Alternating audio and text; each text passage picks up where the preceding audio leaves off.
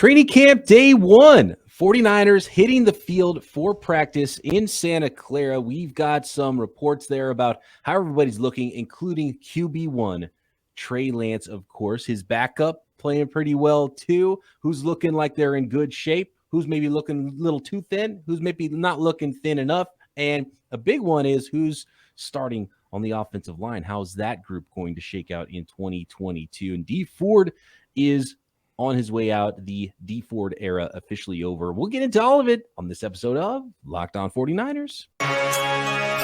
You are Locked On 49ers, your daily San Francisco 49ers podcast, part of the Locked On Podcast Network, your team every day.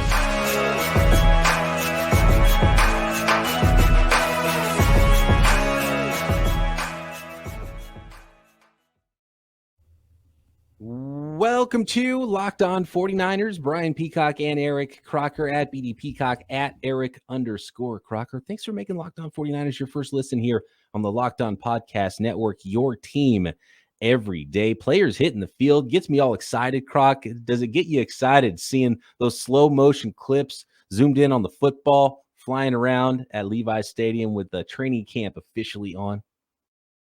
I'm definitely excited, man. It almost felt like Christmas a little bit. Christmas morning, waking up, it was almost like I could smell the football field, even though I'm not anywhere near one. I'm not anywhere near Santa Clara or anywhere where there's a professional football team, but the football talk got a little bit more meaningful. You went through OTAs, and obviously everybody, for certain people, there's things to take away from OTAs, but the meat and potatoes of everything is the start of training camp. It's officially here, and you get to finally hear from fans, from people covering the team, different perspective on really just how guys look. And there were a few takeaways from some of the people I heard. Actually, we're doing very well, even on the defensive side of the ball. I got some things I've heard about from them. Okay. And you know, it is surprising. They've got fans out there from the jump, right? From the first practices on day one here of training camp, really. So it's pretty cool. You hear the fans out there cheering, seeing their guys out there on the field. And of course, and look, they don't have pads on yet. They're not quite hitting each other, even though there was a collision. Azeez Al-Shaair got the wind knocked out of him when he collided with Kyle Juszczyk. He got up. He's okay.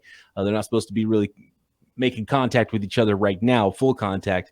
Certainly not until those pads come on. I think Friday pads come on, then full contact next Monday, I believe, is the schedule for the 49ers this training camp. So you can't take too much away from it, but we got to start with the quarterbacks. We got to start with QB1, Trey Lance, and how he looked out there. 9 of 11, according to multiple folks out there taking training camp stats, which I always laugh at, but I always want to know, too, how many balls are hitting the ground. And Croc, not many balls are hitting the ground because QB2, Nate Sudfeld with Jimmy G, officially not on the PUP list, working out on his own, doing some throwing in the morning and then in the gym lifting some weights. But he did make an appearance. People saw Jimmy Garoppolo, so he is alive.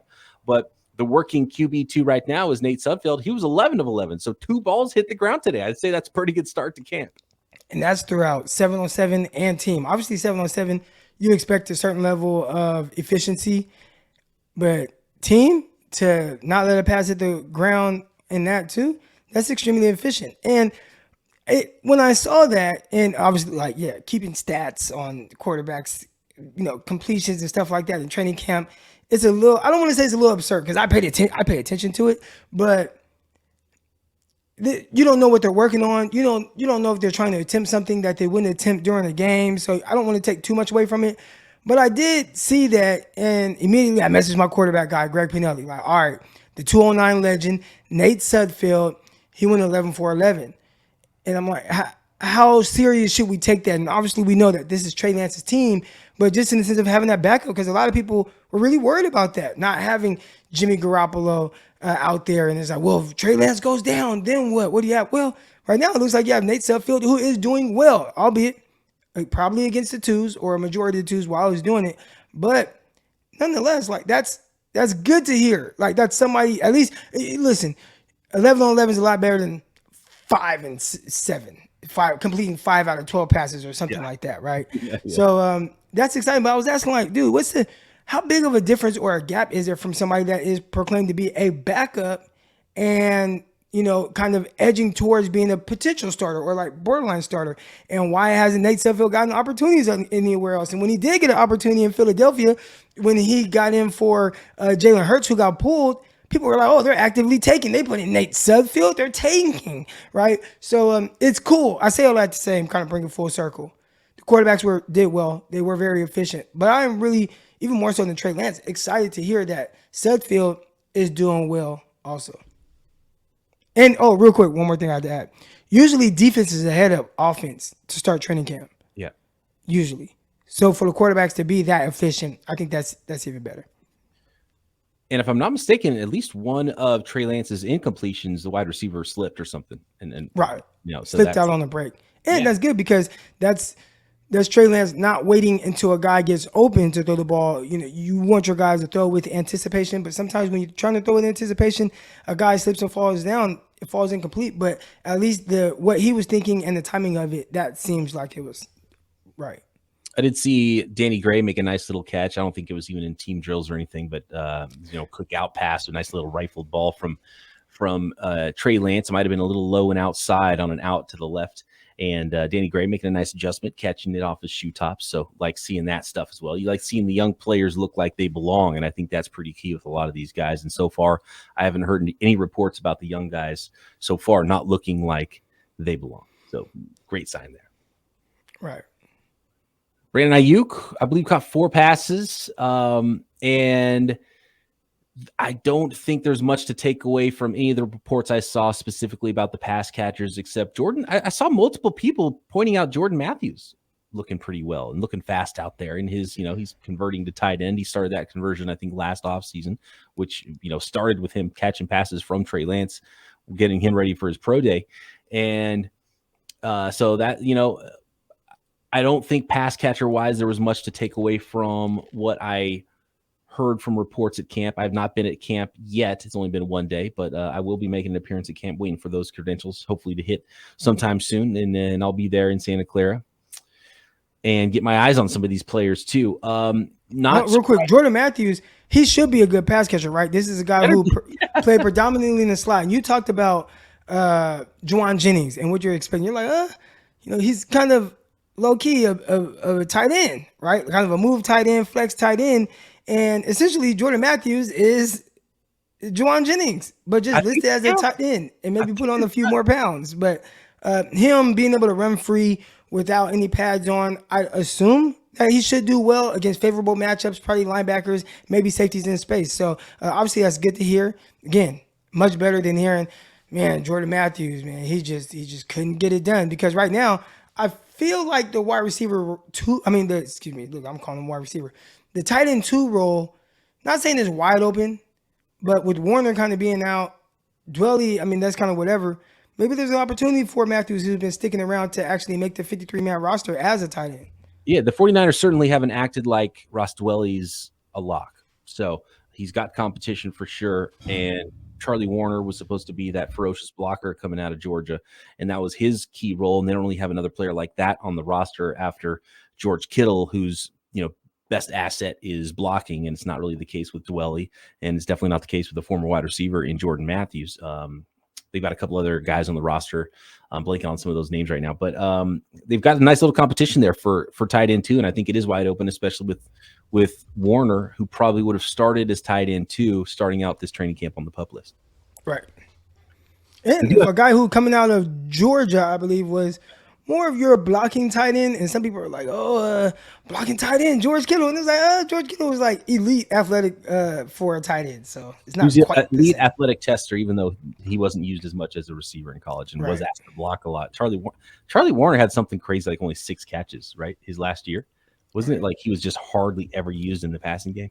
So he just wasn't used. But then he came out and remember catching like corner route from Trey Lance backed up against the line in the preseason.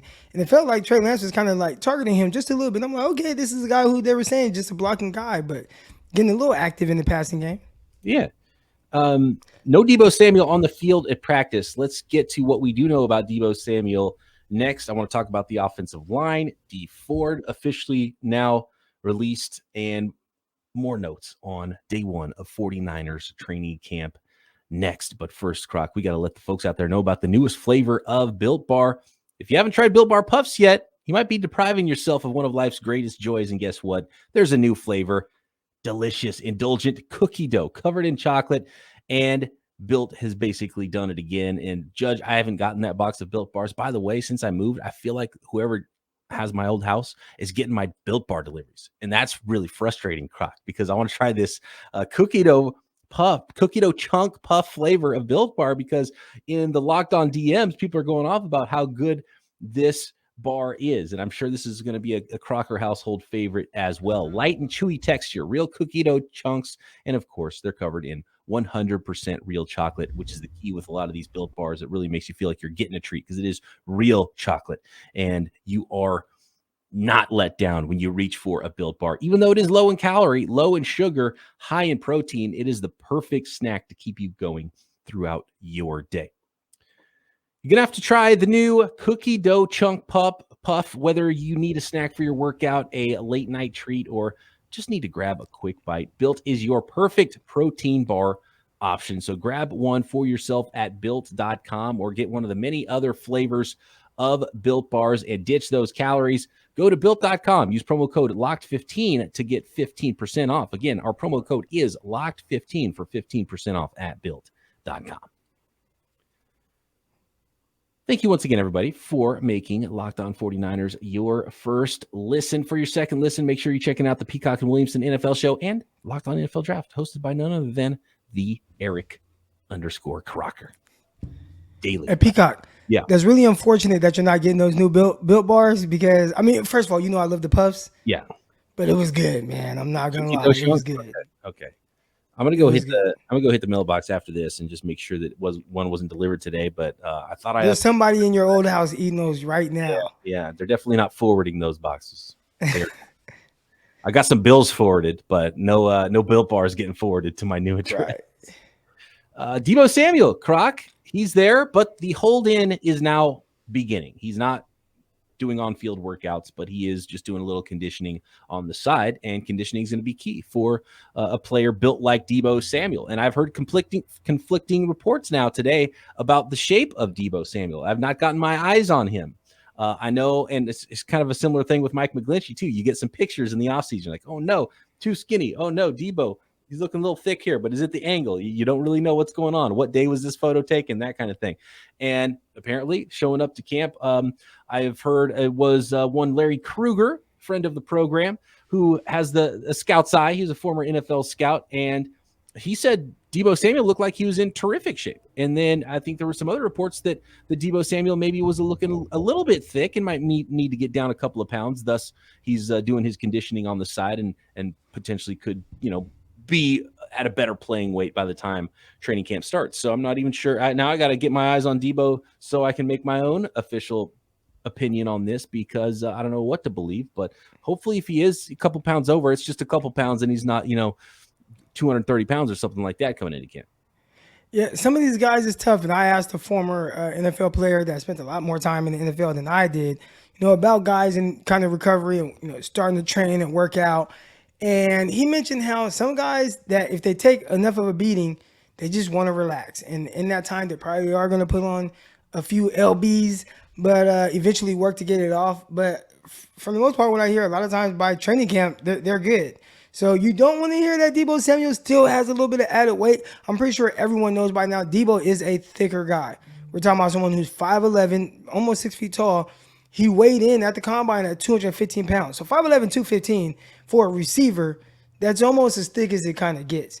And it sounds like his weight can kind of balloon a little bit, and he can get it to anywhere between 225. And if he's going up even more than that's tough, right? And again, naturally thicker, but you don't want it to get to the point where it kind of compromises some of the things that makes him great. Some of the things that makes him Deebo Samuel, that explosiveness, that twitch, that acceleration, right? So whatever his playing weight, I'd assume you want it to be between 215 and 220.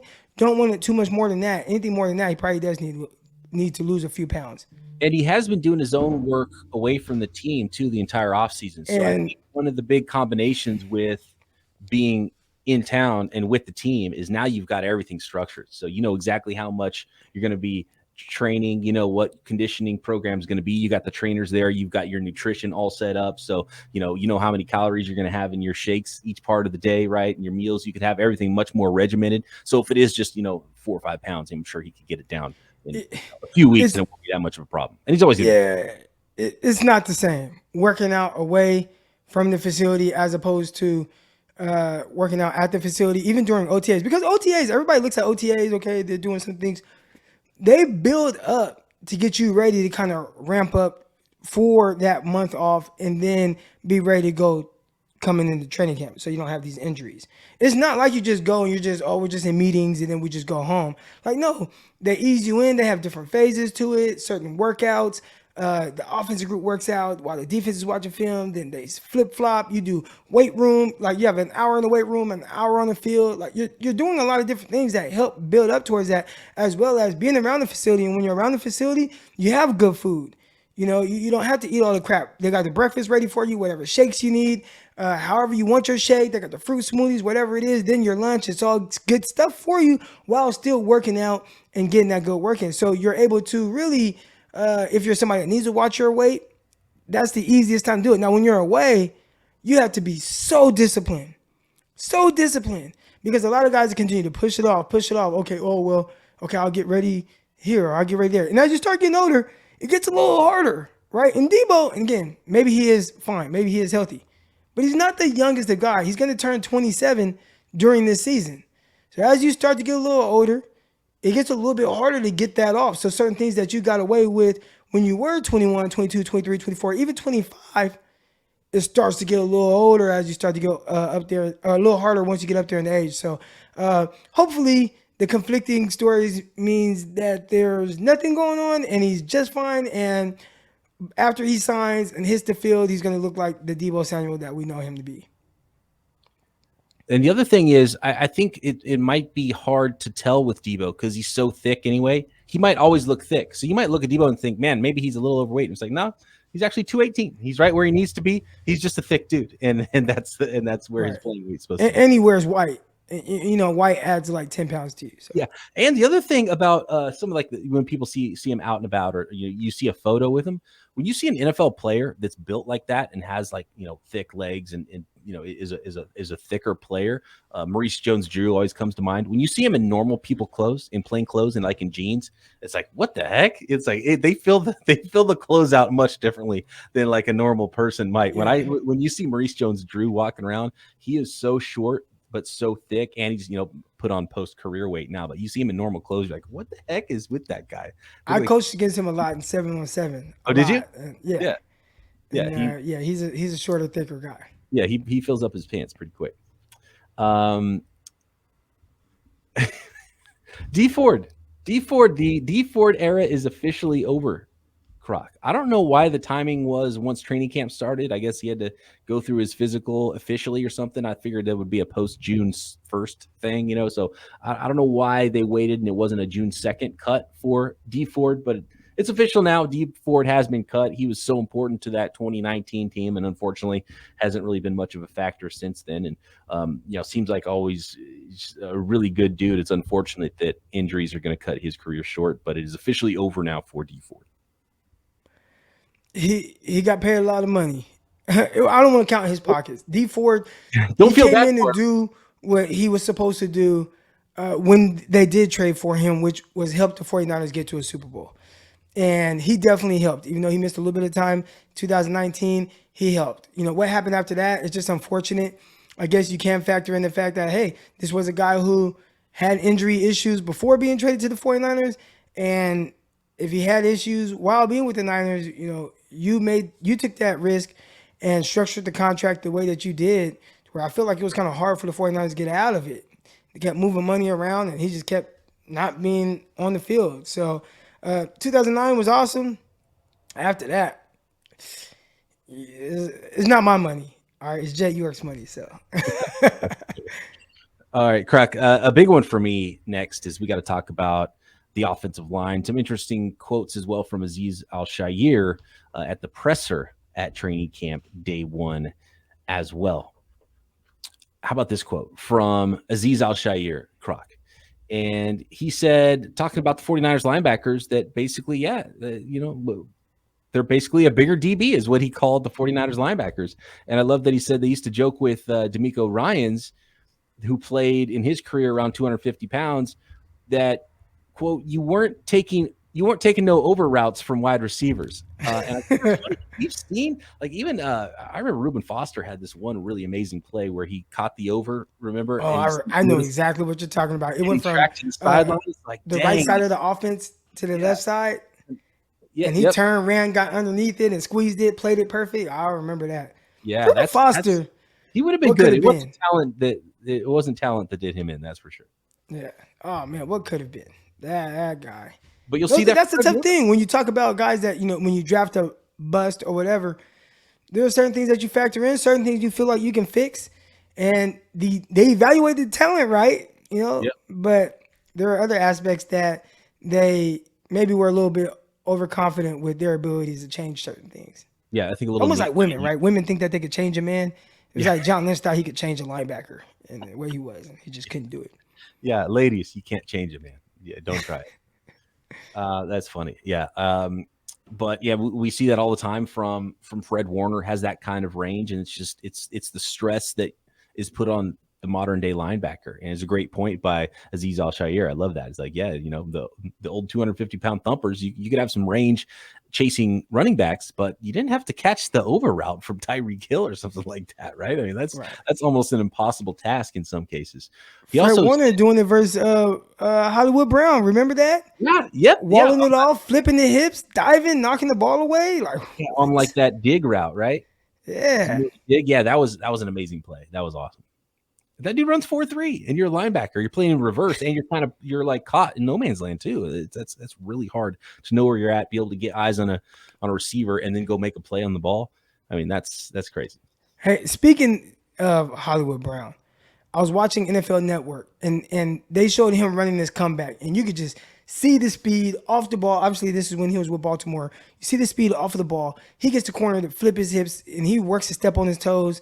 And boom, sits the route down, and it's just like the corner falls. And I'm like, man, that's a lot of speed. 49ers have to be able to stick with that, And then you hear the reports today. And it's really weird for how efficient the 49ers quarterbacks were. I hear Travarius Ward and Emmanuel Mosley were locked down. I heard they were terrific. Emmanuel Mosley had a couple pass breakups. Ward was equally as impressive throughout the day. And that's good because a lot of people looked at the 49ers cornerbacks as a weak point in the defense last year. And, hey, man, if you just have good corners, man, you could do so much more. And I felt like they did a good job of being able to scheme around it to where it wasn't a huge issue.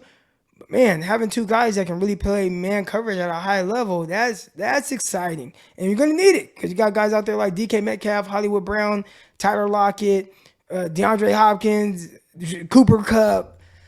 AJ, who they signed? Allen Robinson now. Allen Robinson. I was going to say AJ.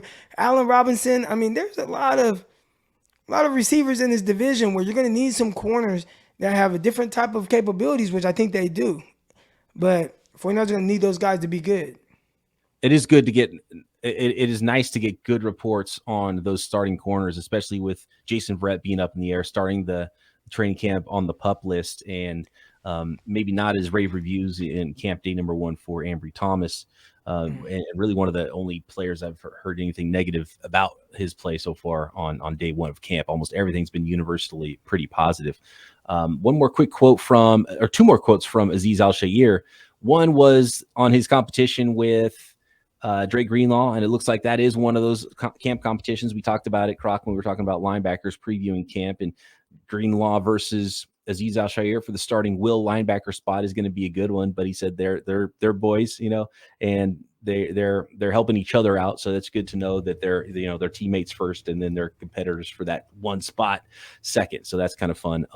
But the biggest one from Azeez Al-Shaair was talking about, from his perspective on defense, of Trey Lance's processing being better and faster from last year. He said it's 100% processing faster for Trey Lance. He said his overall processing is faster. Part of it is reps. You can tell he's definitely way more comfortable in his second year than he was in his first year. So that's obviously something key that we'll be looking at for Trey Lance in year 2. Hey, I did want to touch on one thing. You talked about the competition between the two linebackers. And one thing I think people don't really consider when it comes to NFL players. Obviously, both those guys want to start, but I think both of them also know that they're going to be playing for a contract elsewhere, and they'll both have opportunities. They've both had the opportunities to be on the field. They know if they go out there and be the best version of themselves and do their job, hey, why can't we both get paid, even if it's not by the 49ers? So, yes, a big-time competition between the two guys, but you will see plenty of times where they're on the field at the same time. And if an injury happens, you need one of those guys to be on the field to step up. I'd say although there is a competition for who's going to be the maybe full-time starter or whatever, there will be times where they are both in there together, and you need both guys to be on their stuff. Absolutely. And Dre Greenlaw has had a tough time proving he can be healthy too in his NFL career too. So if Dre Greenlaw wins that, Alshire, like last year, might have to step up. Alshire, he's out there with these super braces on his elbows. I wonder if he's practicing with those now. Those are so terrible. Yeah, that's why he got the wind knocked out of him, because I think he landed on that. He had that brace on his forearm, and it knocked the wind out of him.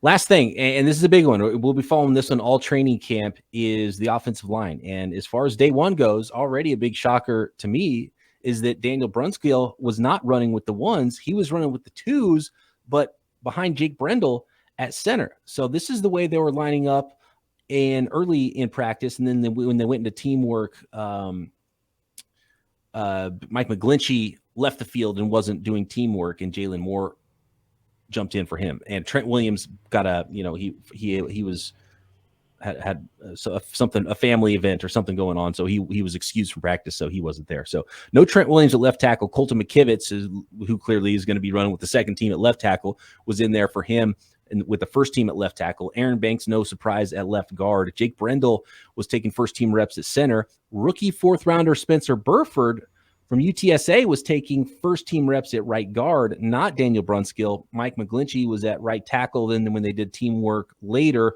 McGlinchey came off the field, and it was Jalen Moore who was playing right tackle. And then it was Daniel Brunskill who was backing up Jake Brendel at center. So it sounds like they want Spencer Burford, and clearly since they plugged him in day one in training camp, because it wasn't that way in spring practices, they definitely want the rookie to win that right guard job.